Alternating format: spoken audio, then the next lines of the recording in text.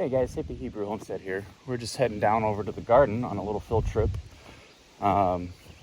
We've been planting almost non-stop. We've got okra, tomatoes, potatoes. Well, potatoes are in the other garden that's that way. But we've got turning our useless yard into a functional garden model over here. And I just wanted to kind of go through it and show you guys how easy it could be if you wanted to convert your yard, or if you don't have to worry about homeowners insurance or homeowners associations. Sorry. This is the easiest way to start your growth for food. You know, I mean, the times are getting really interesting, I should say. I'm not here to, alarm anybody or start spreading panic, because I mean, every generation has its own hardship they go through, and hey, this is our hardship we're going through right now. And there's nothing wrong with being a little bit prepared and ahead of the curve. And you gotta be able to take care of yourself and your family. And this is what we're doing here. So this is what we've got going on. I've got 1, 2, 3, 4. So this is approximately, these are 16 foot by 4 foot cattle panels that we set up for our fence system. We do have to worry about deer. So this is why we had to put it's nothing fancy, but it was easy to set up. Pound a couple stakes in, run some wire across it, run some nylon netting, and this is the easiest way to set up a fence. We're using zip ties and some of the heavy gauge wire on some of this, because we're just trying to keep deer out at this point. And things are expensive, but if you can get yourself a hold of some of these stakes and cattle panels, it's one of the easiest ways to set up a temporary fence. I mean, if we want to move this garden or expand it or do whatever we need to do to take care of ourselves, we can do that. So today we've been just picking weeds and getting things out of the garden that don't need to be in here. And see, here's some of those heavy duty zip ties that we've been using to just secure, will it hold up to a bear? No. Will it keep the deer out? For the most part. That's what we're aiming for. So this is our trellis here that I set up. Same concept. I used some stakes, 16 foot cattle panels, and set up a tunnel system for all of our vine plants. We've got beans and squash and is it just beans and squash, honey? Miss Hippie? Cucumbers, yeah. And again, real simple to set up. Just drove a couple of stakes. Easy day. Got a little bit of grass for hay. We got to kind of level this all out. Well, we'll probably end up taking this grass out, but it is what it is. And then we've got alfalfa over here for the animals. There's another hay field further back on another part of our land back over there. That's mostly for hay fields. Hey, buddy. Okay, you're doing good. I want you to walk on this path right here. We got our sunflowers going. Right now what we're doing is, other than weeding, we're also putting straw down.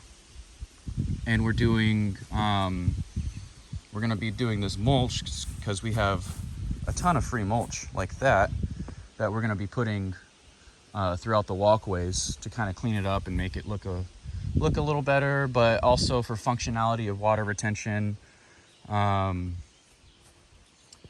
still learning at this, so I mean, there's a lot to learn. We're kind of in our survival mode, quote unquote, as other channels have put it when you first get a homestead. I mean, we've been working at this for about a year now, diligently for a year, and they're not kidding whenever they say you're in survival mode when you first buy land or a homestead.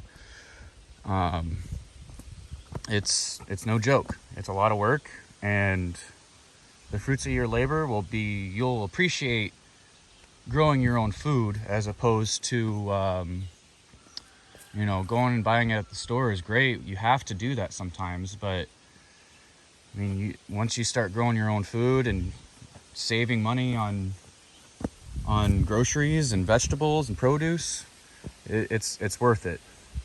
So this is our Sandpoint well that I drove. I should have done a video on driving it, but I drove it by hand with a sledgehammer, so it's not the best thing, but it might be dry right now. Yeah, it's dry. I'd have to prime it if I wanted to show you.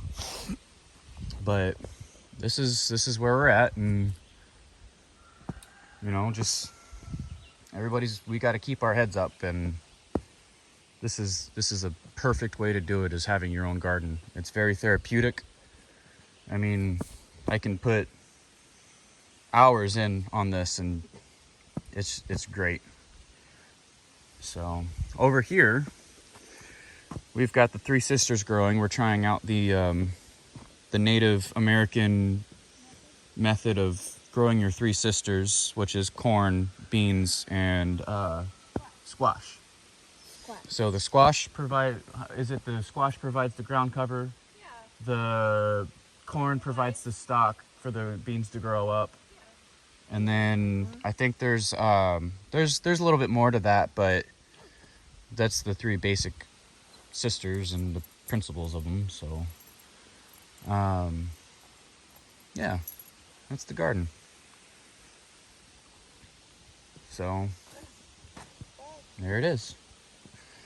Get yourself a garden, and I mean, you don't have to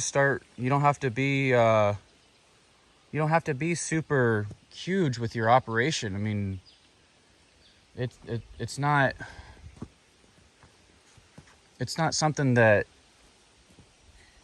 you got to have the biggest and the best, but let me show you what we started out with. Walk over to the kitchen garden that we had when we first got here 2 years ago.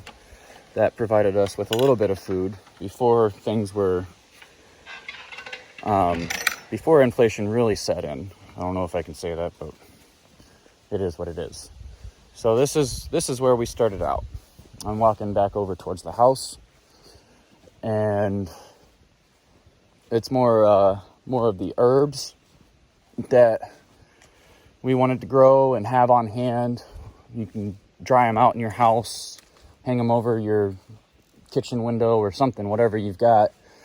But this is what we started out with, is these two beds. This one and that one. Or no, 3 beds. So started out with this bed, that bed, and this bed. Oh, hey, we've got some strawberries. So these are Dean's strawberries. He planted these. And we've got onions in here. No, that's garlic. We've got garlic in here. You can see the pipe. I was going to set up a gravity-fed irrigation system on these beds. This is the newest one. I think we've got potatoes in there. I'm not sure. Ignore the hydraulic oil. That's not being used for any food. But this is what we started out with, and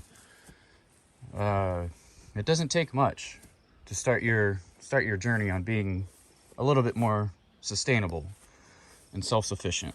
We've got asparagus here, and this is the first year, so we're not really growing the asparagus to eat this year. I'm hoping for next year it'll be better. And yeah, so this is just a little tour of what we've got. There's a duck.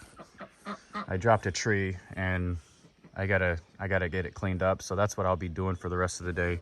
Let me get some of that glare off. Wow. So I'll be cutting that tree up and those trees for the rest of the day. And yeah. Let me know what you think, and if you got any recommendations for me, let me know in the comments. Or, you know, if you enjoy if you want to see more, like and subscribe. Let me know what you think. I'll see you guys later.